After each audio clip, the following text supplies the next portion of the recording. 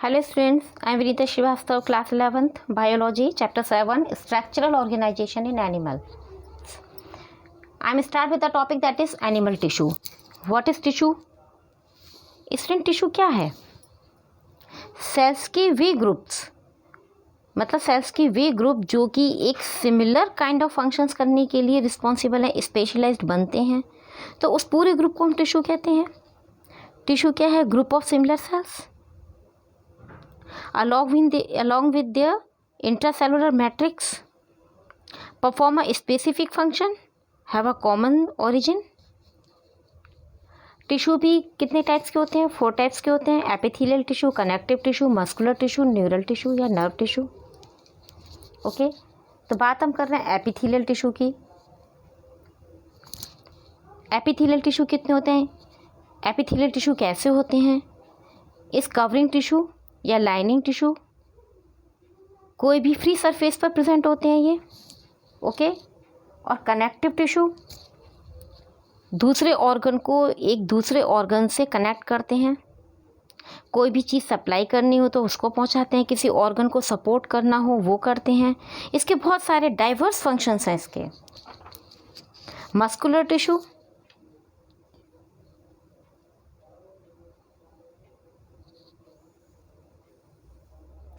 Muscular tissues का क्या function है? ये फोर्स जनरेट करती हैं. आपकी बॉडी में जो भी फोर्स जनरेट होती है वो मस्कुलर टिश्यूज़ ही की वजह से होती है. चाहे वो फोर्स कुछ उठाने के लिए हो, किसी को धक्का देने के लिए हो, any force. Mechanical force generated by muscular.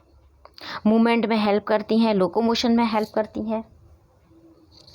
Neural tissue basically stimulus का सिग्नल पहुंचाती हैं बाहर से ब्रेन तक, ब्रेन से बाहर तक. Signals transmission, decision making, basically पूरी बॉडी के फंक्शंस का कोऑर्डिनेशन करना along with endocrine system. Okay, अब बात आती है कि एपिथेलियल टिश्यू कितने टाइप्स के होते हैं. एपिथेलियल टिश्यू 4 टाइप्स के होते हैं. स्क्वामोस, क्यूबॉइडल, कॉलमनर सेल्स, अपीयरिंग सीलिया. तो जो स्क्वामोस एपिथेलियल टिश्यू होते हैं वो एक्चुअली कैसे होते हैं? फ्लैटेंड सेल्स होती हैं उनमें. क्यूब लाइक सेल्स जो होती हैं उनकी सेल्स कैसे होती हैं? क्यूब लाइक स्ट्रक्चर होता है उनका. कॉलमनर में ऐसे लंबे लंबे कॉलम बने होते हैं. कॉलमनर सेल्स कैसे होते हैं? होते तो कॉलमनर हैं लंबे लंबे, बट उनके ऊपर सीलिया प्रेजेंट होते हैं. ओके, अब बात आती है कनेक्टिव टिश्यू की. कनेक्टिव टिश्यू भी कितने टाइप्स के होते हैं? 2 टाइप्स के, एरियूरल और एडिपोज. एरियूरल और एडिपोज. स्टूडेंट, जो एरियूरल इसके जो कनेक्टिव टिश्यूज जो होते हैं इनमें जंक्शंस का भी हम पढ़ेंगे अभी. जंक्शंस मीन्स कहाँ कहाँ ये लोग जॉइंट हो रहे हैं उसको जॉइंट जंक्शन कहा जाता है. लेकिन मैं भी आपको उसके पहले लूज कनेक्टिव टिश्यू के बारे में बताती हूँ. Loose connective tissue, dense connective tissue, specialised connective tissue. Loose connective tissue कितने टाइप्स के होते हैं? एरियूरल और adipose. Okay, areolar connective tissue is packaging for almost all visceral organs, nerves, blood cells. Okay, dense connective tissue. Dense connective tissue 2 types के होते हैं. देखिए, regular और इरेगुलर. मतलब dense regular connective tissue, dense irregular connective tissue. Okay, specialised connective tissue. Specialised connective tissues में आते हैं bones, cartilage, है ना. बोन्स हैं, कार्टिलेज हैं, ये स्पेशलाइज्ड कनेक्टिव टिश्यू में आते हैं. Cartilage is quite strong, it a pliable means मुड़ जाती हैं ये इजीली. ठीक है. रेसिस्ट कंप्रेशन मीन्स ये दबते नहीं हैं. या एक्चुअली ये वो सेल्स होते हैं वो जो नॉर्मल सेल्स जैसे हर कहीं नहीं पड़े हुए हैं. ये हर कहीं नहीं मिलेंगे आपको नॉर्मल सेल्स की तरह. यहाँ पर कैविटीज़ होती हैं जिन्हें लैक्यूमिना कहते हैं. लेक्यूमिना कहा जाता है। इनके अंदर होते हैं कॉन्ड्रोसाइट्स। इनकी जो मैट्रिक्स होती हैं वैसे तो ये नॉर्मल हैं, प्रोटीन और पॉलीसैकेराइड्स की बनी होती हैं। यहाँ पर एक और नया पॉलीसैकेराइड्स मिलता है जिसे कॉन्ड्रियोटिन सल्फेट कहते हैं, जो कि नॉर्मल कनेक्टिव टिश्यू में नहीं मिलता है। बाकी सब पड़े हुए जितने भी फाइब्रस हैं, एवरीथिंग इज़ देयर। अब हम कार्टिलेज की बात करते हैं। कार्टिलेज 3 टाइप्स की होती हैं। वीकेस्ट कौन सी होती है? हाइलिन और इलास्टिक वाइट फाइब्रस। ओके,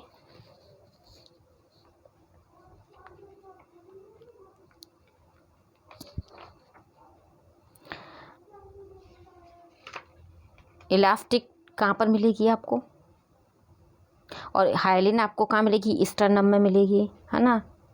और इलास्टिक आपको नोज, टिप, ईयर, पिन्ने। वाइट फाइबर कहाँ मिलेगा? वर्टिब्रल कॉलम में मिलता है। ओके, अब बात करती हूँ मैं आपको सेल जंक्शन की, कि सेल जंक्शंस क्या हैं।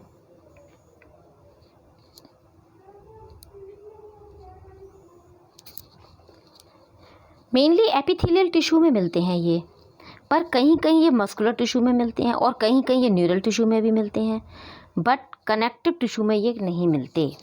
ओके, ये भी कितने टाइप्स के होते हैं?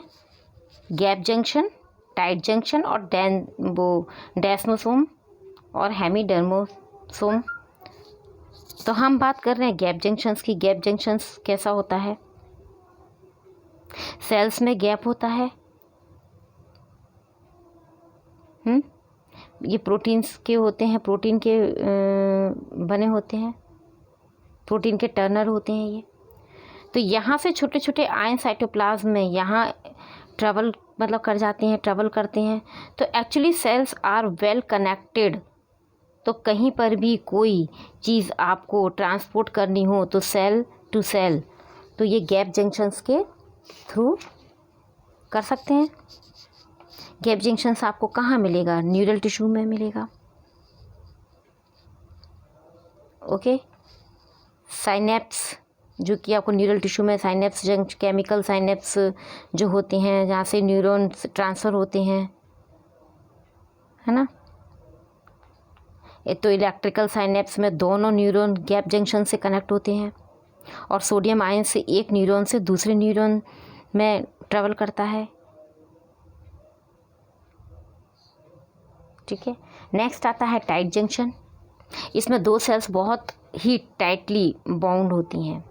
इनकी प्लाज्मा मेम्ब्रेन जैसे धागे से सिली हुई होती है ना, उस तरह से सिली हुई होती है। It is very nicely connected. तो कोई भी चीज़ इधर से उधर ट्रैवल नहीं कर सकती। एडेसिव जो होती है, एडेसिंग जंक्शन जो है, जैसे हम एथरिंग जंक्शन भी बोलते हैं,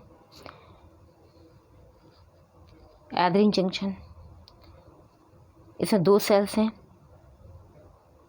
अंदर की साइड प्रोटीन की लेयर, इसे क्या प्लाक्स कहते हैं।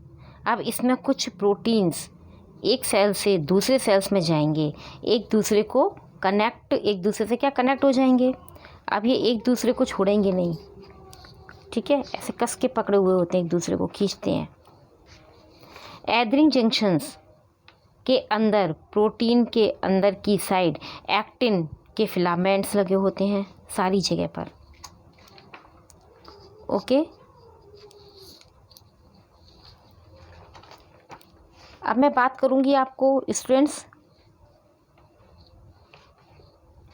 बोन्स की। हम लॉन्ग बोन की बात करते हैं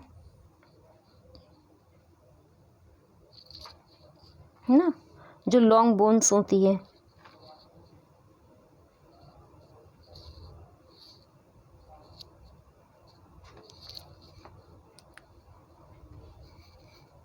लॉन्ग बोन बीच में खाली होती है जिसे हम कैविटी कहते हैं। इसमें येलो बोन मैरो भरा होता है, ठीक है। Bone is living tissue. Bone के अंदर लिविंग सेल्स होते हैं, तो ये लिविंग टिश्यू है। बोन के अंदर पतली पतली कैनाल्स होती हैं जो कि उन सेल्स के लिए ब्लड वेसल्स होती हैं, है ना।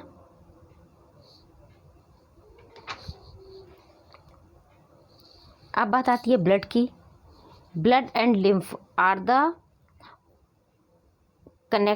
Only connective tissue which do not have fibres and also ये सभी अपनी एक्स्ट्रा सेलुलर मैट्रिक्स खुद सीक्रेट करती हैं, बट ब्लड अपनी एक्स्ट्रा सेलुलर मैट्रिक्स को सीक्रेट नहीं करते हैं। ब्लड सेल्स जहाँ से बनते हैं बोन मेरो से, कहाँ से बनते हैं? बोन मेरो से बनते हैं।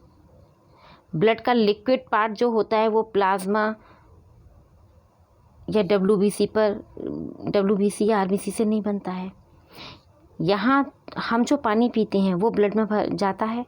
सो RBC and WBC do not secrete the matrix, then blood and lymph are the only connective tissue with the fluid matrix. Blood and lymph एक ऐसा टिश्यू है जिसका नो मैट्रिक्स फ्लूइड है, जिसका नंबर ऑफ मैट्रिक्स फ्लूइड है। अब बात करती हूँ मैं मसल्स की। Muscles are made up of highly specialised thin and elongated cells called the muscle fiber. Muscle contract in response to stimulation, then relax along them and return to their uncontracted state in a coordinated fusion. देखिए, अगर हम अपने हाथ को move करते हैं ऊपर की साइड शोल्डर पर, तो हमारे जो बाइसेप्स मसल्स होते हैं, ट्राइसेप्स मसल्स होते हैं, हमारी बोन से मसल्स अटैच होती हैं ना, इसलिए हम इजीली मूव कर सकते हैं। हमारी बॉडी में बहुत सारी मसल्स हैं। हमारी बॉडी में डाइजेस्टिव मसल्स हैं, है ना, यूरिनरी ब्लैडर में मसल्स हैं, आइरिशेस में मसल्स हैं, रिप्रोडक्टिव ट्रैक में मसल्स हैं, सो मैनी मसल्स। वहीं वॉलेंट्री मसल्स होती हैं, इनवॉलेंट्री मसल्स भी होती हैं। वॉलेंट्री मीन्स क्या होता है? आपके कंट्रोल में जो होती हैं वो वॉलेंट्री मसल्स होती हैं, जो आपके कंट्रोल में नहीं होती हैं वो इनवॉलेंट्री मसल्स होती हैं। मीन्स आपके हाथ को मूव कराना है वो आपके हाथ में, तो वॉलेंट्री मसल्स है। लेकिन आप स्टमक में अगर आप जो खाना खाते हैं, फूड को डाइजेस्ट करने के लिए बोलेंगे, तो क्या वो आपके कहने पर फूड को डाइजेस्ट करेगा? नहीं ना, उसका फंक्शन तो अपने आप चलता ही रहता है। तो that is involuntary muscles. Okay, each muscles is made up of, देखिए मसल्स लंबी सिलेंड्रिकल फाइबर से बना हुआ होता है ना, तो ये फाइबर का बना हुआ होता है, जो अरेंज होती है पैरेलली अरेंजमेंट। जो फाइबर्स होते हैं ये कंपोज्ड होते हैं न्यूमरस फाइन फिब्रिल्स से। इन्हें कहा जाता है माइक्रोफिब्रिल। माइक्रोफिब्रिल्स को कवर रखने के लिए रखने वाली लेयर को हम क्या कहते हैं? सार्कुलेमा कहते हैं। Then muscle fibres connect in response to stimulation, then relax, यानी बड़ी हो जाती हैं ये आपस में, इतनी ये वापस अपनी शेप में आ जाती हैं। मसल्स जो भी एक्शन करते हैं वो हेल्प करते हैं to move the body, adjust करने के लिए कि इन्वायरमेंट जो भी चेंज हुए हैं उसके अकॉर्डिंग। जस्ट लाइक आपके सामने एक बॉल पड़ी हुई है, उसे आपको उठाना है, तो उसको आपके सराउंडिंग में चेंज हुआ ना, तो उसे उठाने के लिए आप अपनी मसल्स को स्ट्रेच कर जरूर करने वाले हो, करेंगे ही। तो बॉडी के मूवमेंट के लिए कौन वर्क कर रहा है? मसल्स वर्क कर रही हैं। ठीक है, जनरली देखा जाए तो बॉडी की जितनी भी मूवमेंट होती है वो किसकी वजह से होती है? मसल्स टिश्यू की वजह से होती है। ठीक, मसल्स की कितने टाइप्स की होती है? There are 3 types of muscles: skeletal muscles, smooth muscles, cardiac muscles. Skeletal muscles closely attached होते हैं स्केलेटल बोन से, जैसा कि आपने देखा होगा कि बाइसेप्स, ट्राइसेप्स मसल्स हैं, सारे मसल्स पैरेलली अटैच्ड होते हैं। इस तरह ये सारे पैरेलली वेज में अरेंज्ड हैं। इससे ये पता चलता है कि इसके अंदर स्ट्रिप्ड की वर्जन है, यानी कि स्ट्रिप्ड की तरह अटैच्ड होते हैं एक दूसरे से। कनेक्टिव टिश्यू की कवरिंग होती है, लेयरिंग होती है टफ शीट की, जो कि मसल फाइबर यानी कि माइक्रोफाइब्रिल्स करके रखती हैं, उनके सारे बंडल्स को कवर करके रखती हैं। मसल टिश्यू के अंदर स्पेशलाइज्ड प्रोटीन होते हैं जिनको हम कॉन्ट्रैक्टाइल प्रोटीन भी कहते हैं, या फिर माइको फिलामेंट भी कहते हैं। Myo means muscles, okay.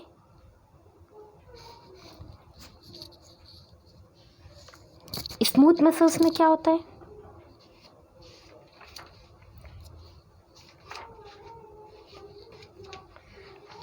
जो स्मूथ मसल्स होते हैं वो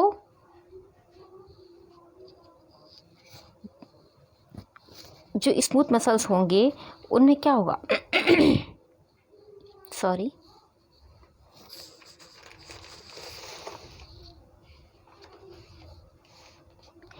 स्मूथ मसल्स फाइबर्स टेपर्स मतलब नुकीले होते हैं, एट द बोथ एंड दोनों साइड से नुकीले होते हैं, ये फ्यूजी फॉर्म में होते हैं, and do not show striations मतलब ऐसे स्ट्रिप्स की तरह नहीं होते हैं। Cell junctions hold them together and they are bundles together in a connective tissue sheath. The wall of internal organs such as a blood vessels, stomach and intestine contains thin this मतलब intestine में आपको इस तरह के muscles देखने को मिलेंगे। Smooth muscle tissues are involuntary as their functioning can not be directly controlled. We usually are not able to make it contract by thinking about it as we can do with skeletal muscles.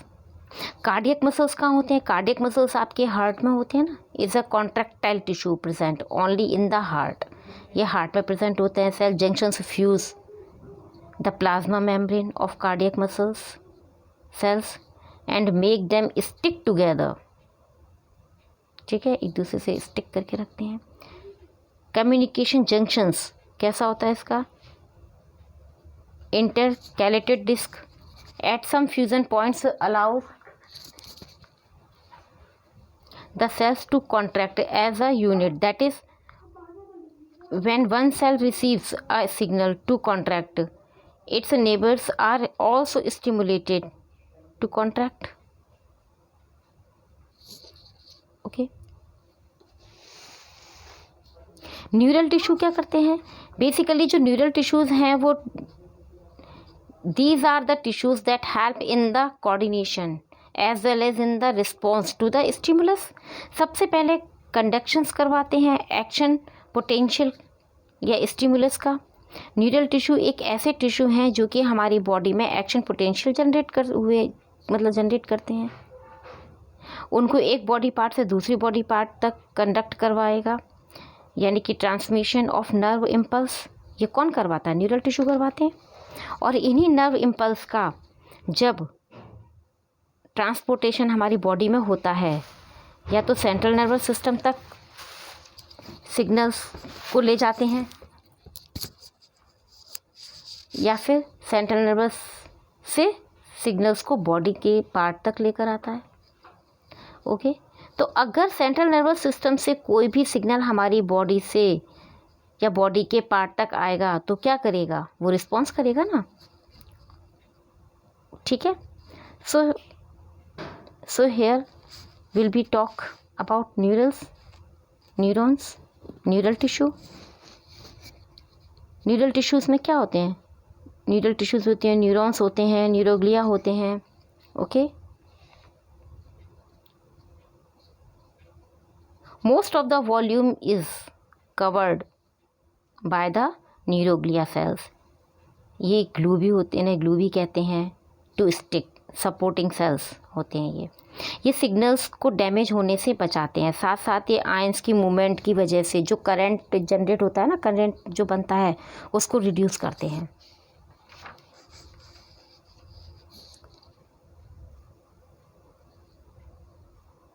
Okay, I hope you understand. Thank you, take care.